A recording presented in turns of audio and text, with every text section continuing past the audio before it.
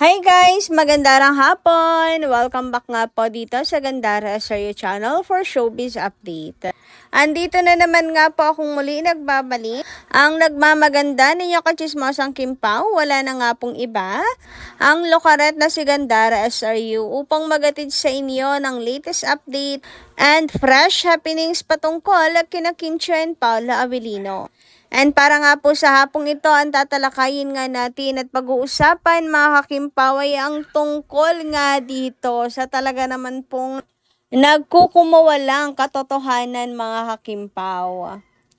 That Kim Pao is real, that Kim Pao is together, and spending quality time together mga kakimpaw. Huy, grabihan nga yan mga kakipi na ultimo si Chang Ami ay nadulas na mga Kimpaw. Pero bago po ang lahat ng yan, sa mga hindi pa po nakaka-subscribe sa ating channel, maaari lamang pindutin po ninyo ang subscribe button at notification bell natin na nariyan sa baba upang kayo po ay maging updated at ma-notify tuwing may bago tayong chika at balita hinggil sa Kimpaw. Basta mga balita na may kinalaman po kina Kim Chiu and Paula Avellino, sagot na nga po natin yan. And unahin na natin pag-usapan ngayong hapon nga pong ito ang pagbati ng Showtime family kay Chinita Princess mga kakimpaw sapagkat si Kimi May nga po ay nakakuha po ng award sa BPC mga kakimpaw bilang Movie Actress of the Year. Palakpakan naman kayo dyan mga kakimpaw. Grabe, talagang mahal na mahal po ng Showtime fam si Chinita Princess mga kakipi at hindi nga po nila pinalagpas na batiin si Kim ng congratulations dito sa another achievements na naman nga po niya. Kaya para sa mga bashers na sinasabing gustong tanggalin si Kim sa Showtime, we're very sorry. Hindi po yun mangyayari and better luck next time sa paggawa ng fake news. Anyway, sabi nga dito ni Elisa sa X, follow nyo po siya. Ayan, credits sa'yo. Congratulations, Chinita Princess, Prinsesa Chinita, for Movie Actress of the Year for My Love Will Make You Disappear and Love Kim Pao Tour Success. Ayan, may Showtime po. Hashtag May Showtime po. Grabe, iba rin yung lakas ni Kim sa Showtime, no? Yung tipong kahit picture niya lang at congratulate siya, nakaabang ang mga fans sa kanya. Anyway, dumako naman tayo dito at batiin din natin si Direk Chad, mga kakimpaw, dahil siya po ay Movie Director of the Year sa VPC Awards mga kakimpaw, and syempre sa My Love Will Make You Disappear for being a Movie of the Year. Grabihan nga yun. Congratulations sa lahat ng bumuo at cast na sa likod ng My Love Will Make You Disappear. And of course, si Papi Paolo, makakalimutan ba naman natin yan na batiin. Congratulations again, Paula Avellino, for being Movie Actor of the Year. Nako, deserve nyo talagang dalawa yan ni Chinita Princess. And dahil dyan, na hope, mga kakimpaw, na magkaroon muli ng movie sina Kim and Paolo since nakakuha sila ng award, di ba? Anyway, mabalik naman tayo dito kay Chang Ami.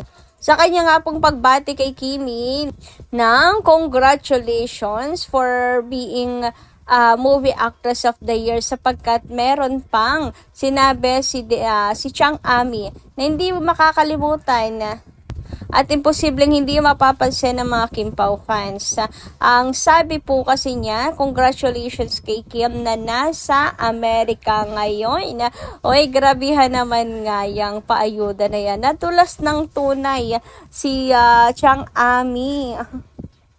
Si Chang Ami talaga yung taga sabi kung nasaan talaga si Kim. Naalala nyo? Yung sa Paris, siya din yung nag-open na binati niya rin si Kim. Kasi nag-aral nga po si Kimi sa Paris. So, kay Chang Ami din galing.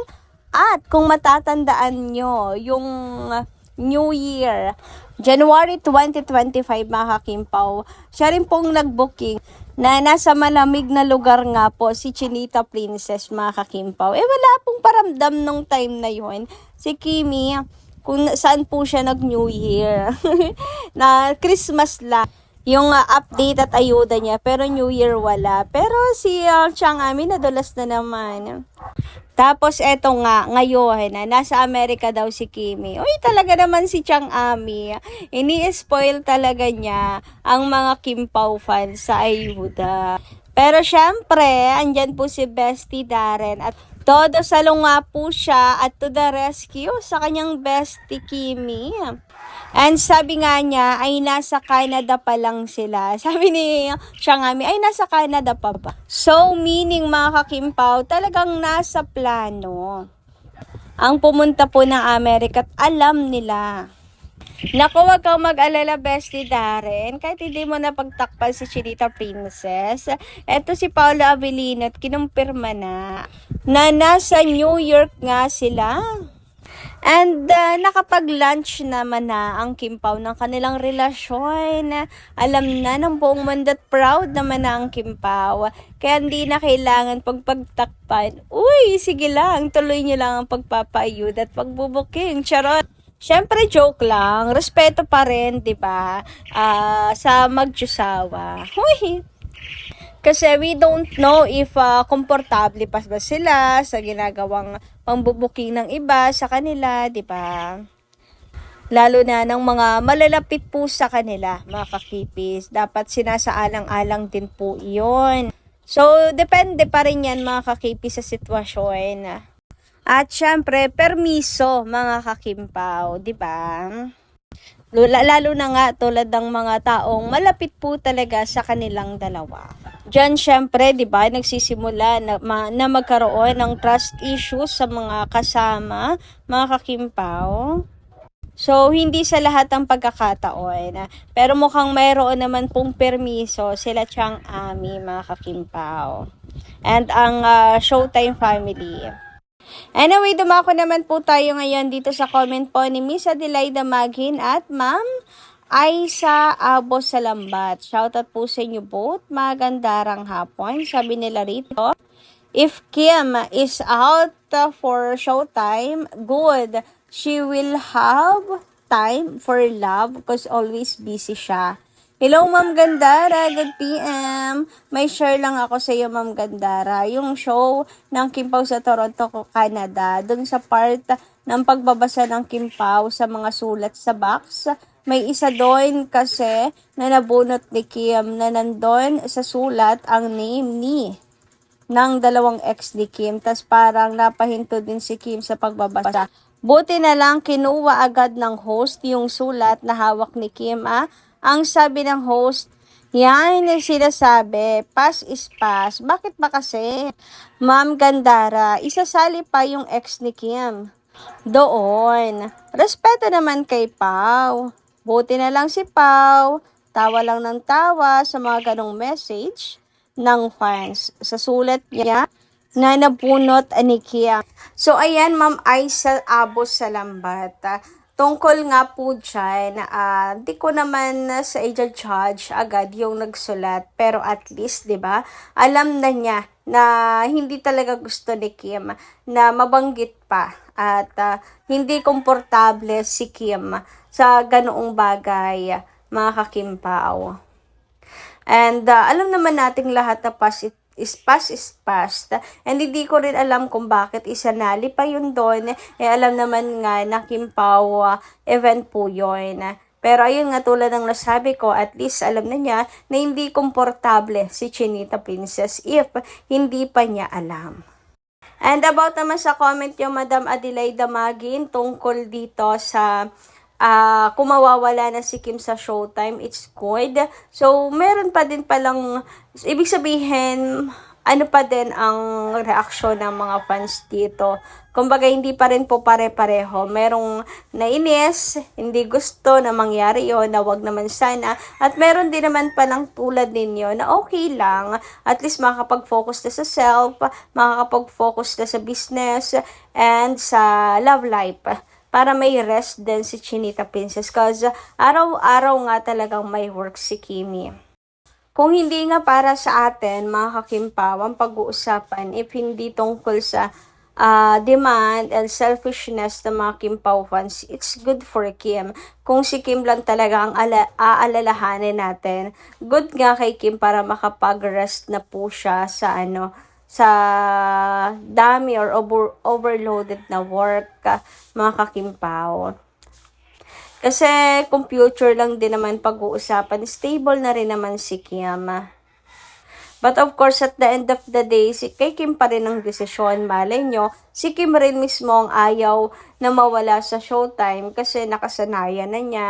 Ito talaga ang gusto po niyang gawin.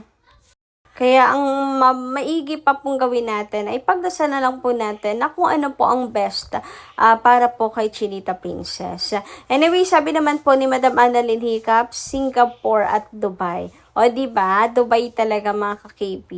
And Milan, diba? Agree po ba kayo? Ayan. Kasi special din po talaga ang Dubai sa Kim Pao eh. Saka Milan, daming fans din po doon ni Kim and Paolo. Sabi pa dito ni Ma'am Annalyn Hiccup, good evening, Gandara. Siguro, off na naman muna ang cellphone ng Kim Pao. Pahinga lang kayo, lovebird. Saka na lang kayo umuwi. Paunahin nyo na sila Ate Heidi. Kim Pao forever. At mukhang eto na nga po ang nangyari, Ma'am Annalyn Hiccup. Mukhang mga bagahe nga po kasabay na nila Ate Heidi umuwi. Mga ka-KP. At nag-iba po muna ng ruta ang Kim Pao. Samantala, sabi naman po ni Ma'am Norma Daya, good PM Gandara sir you. Well, it's true na all their moves and actions are the proof of their relationship. 3 years na sila for their relationship.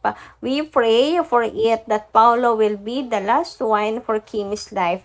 Now, Gandara, ayan, the moment of truth has come. God is the ultimate one who paved the way to meet and be united as one sooner.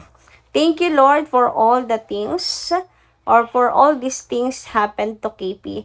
Gandara, no worries na ako at very, very happy for both of them. God bless them both. Maraming salamat at nangyayari nga ang mga bagay na to na magkakasama pa rin tayo, mga ka-Kim Pao, at talagang makapit pa rin tayo sa ating paniniwala kina Kim and Paolo. Talagang madikit pa rin ang kapit natin sa kanilang dalawa. 'Di ba? After everything ng mga pagdududa and all, andito pa rin po tayong lahat magkakasamang nasaksihan ang hanggang ang kanila pong pag-aminan. 'Di ba? So na-witness na natin ang aminan ng Kim Pao, so kasala naman ang sunod. Sana magkakasama pa rin tayo doon. Anyway, hanggang dito lang po muna ating update. Maraming salamat po sa inyong pakikinig. And kita kasi po muli sa mga susunod natin chika. Maraming salamat. Ingat po palagi.